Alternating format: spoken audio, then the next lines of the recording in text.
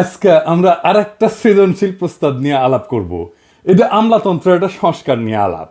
রাজনীতির কাছে জিম্মি ছিল আমলাতন্ত্র। শ্বেতপত্র কমিটির সঙ্গে বৈঠকে বললেন আমলারা।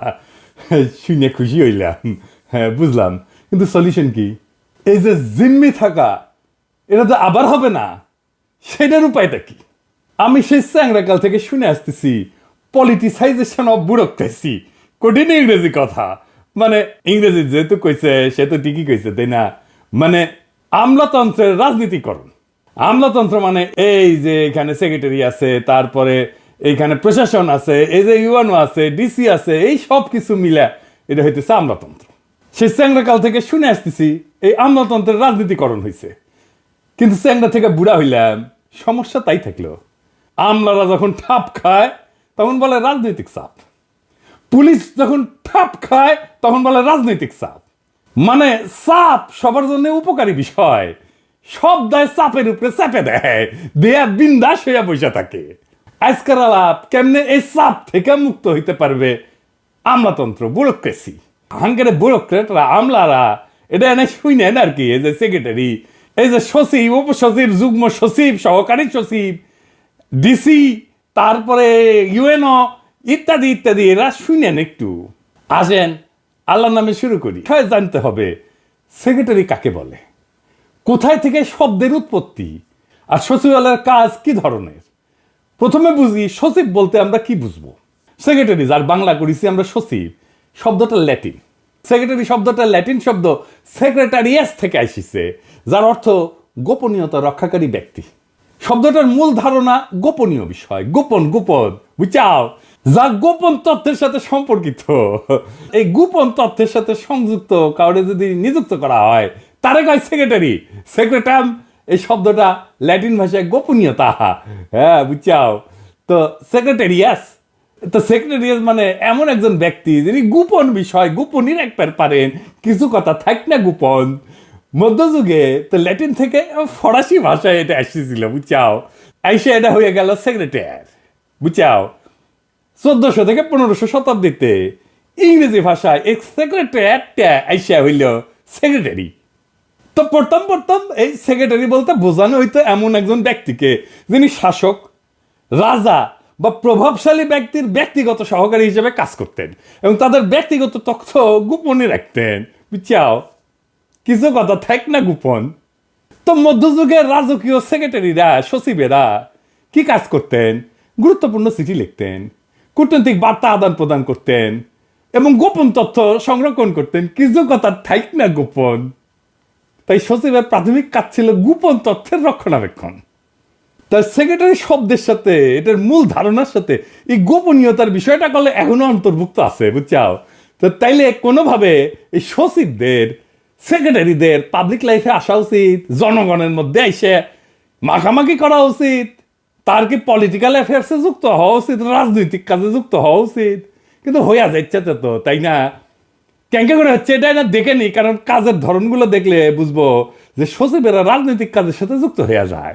এই জন্যই পলিটিসাইজেশন অফ ব্যুরোক্রেসি হয়। আপনি যদি পলিটিক্যাল কর্ম থেকে, রাজনৈতিক কর্ম থেকে যদি দূরে রাখতে না পারেন সচিব গেরে, তাইলে আপনি রাজনীতিকরণ ঠেকাতে পারবেন না। তাইলে কি সচিব পলিটিক্যাল কাজের সাথে যুক্ত হবে না? অবশ্যই হবে, কারণ পলিটিক্যাল কাজ না করলে তো রাষ্ট্রই চলবে না, সরকারই চলবে না। তাইলে আপনি কিভাবে সচিবকে কাজে যুক্ত করবেন কিন্তু রাজনীতিকরণ থেকে ব্যুরোক্রেসিকে বাঁচাইবেন?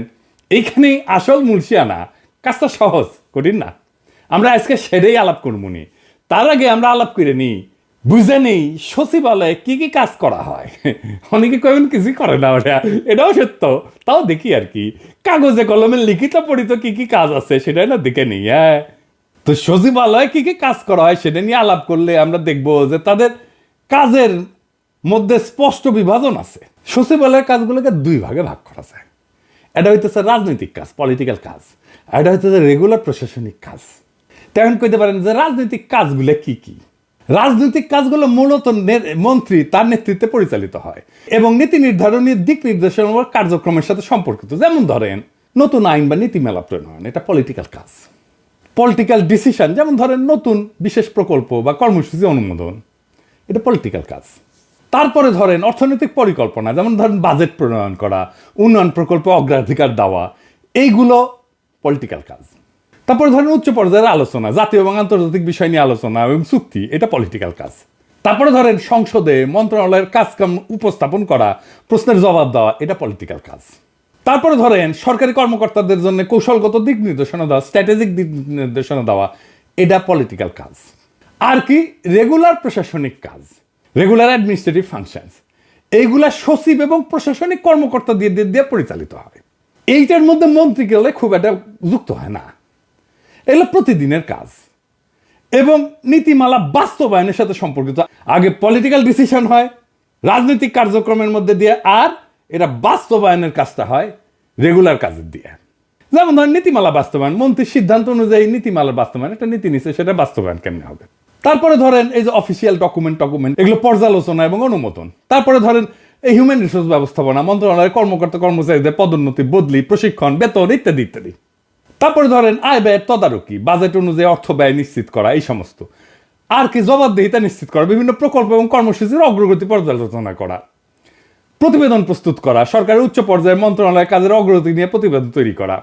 তো আমার প্রস্তাব হইতেছে যে কোনো মন্ত্রণালয়ে 2 জন সেক্রেটারি থাকবে, একজন দেখবে রেগুলার কাজ, আরেকজন দেখবে পলিটিক্যাল কাজ। Political secretary, regular function secretary. Regular কাজের জন্য সেক্রেটারি আসবে ব্যুরোক্রেসি থেকে, মানে যারা এই যে বিসিএস টিসিএস দিয়ে আসবে। আর পলিটিক্যাল কাজের জন্য সেক্রেটারি আসবে পলিটিক্যাল সিলেকশন থেকে, রাজনৈতিক দল থেকে। এই পদে অবসরপ্রাপ্ত সচিবদেরকেও নেওয়া যেতে পারে। তাহলে প্রত্যেক পলিটিক্যাল পার্টির মধ্যে একটা মেরিটোক্রেসির চর্চা হবে, মানে মেধার চর্চা হবে, যেটা করবার চায় না আমি জানি। তো এই বিভাজনের সুবিধা আছে কিন্তু, যেমন কাজের পরিষ্কার দায়িত্ব নির্ধারণ, কে কোন কাজটা করবে সেটা সহজে বোঝা যাবে, দক্ষতা বাড়বে, প্রশাসনিক কর্মকর্তারা নিয়মিত কাজ তদারকি করতে পারবেন এবং রাজনৈতিক নেতৃত্ব নীতি নির্ধারণে মনোযোগ দিতে পারবেন। জবাবদিহিতা নিশ্চিত হবে, দায়িত্ব ভিত্তিক বিভাজনে কাজের মান এবং গতি উভয় বাড়বে। এইভাবে মন্ত্রণালয়ের কার্যক্রমকে রাজনৈতিক এবং প্রশাসনিক অংশে ভাগ কইরা কাজের বিভাজন আর সমন্বয় আরো কার্যকরভাবে করা সম্ভব হবে। এর ফলে পলিটিক্যাল পার্টির মধ্যে একটা সাকসেশন, মানে দায়িত্ব নেওয়ার একটা পরবর্তী নেতৃত্ব তৈরি হবে। শুধু মন্ত্রী না, একজন দায়িত্ববান সচিবও একটা রাজনৈতিক দলের মেয়াদকালে তৈরি হবে, যে রাজনৈতিক নেতৃত্ব হিসেবে গড়ে উঠতে পারবে ভবিষ্যতে। একজন রাজনৈতিক কর্মী যে সচিব হিসেবে কাজ করছে, ট্রেনিং পাইছে, তার চাইতে মন্ত্রণালয়ের পরবর্তী মন্ত্রী আর কে ভালো হবে, তাই না? প্রশাসনের সংস্কার আনার প্রথম কাজ হইতে পারে এইটা। যদি মনে হয় কেমন ফল হবে সেটা না দেখে তো লার্জ স্কেলে এটা চালু করা যাবে না।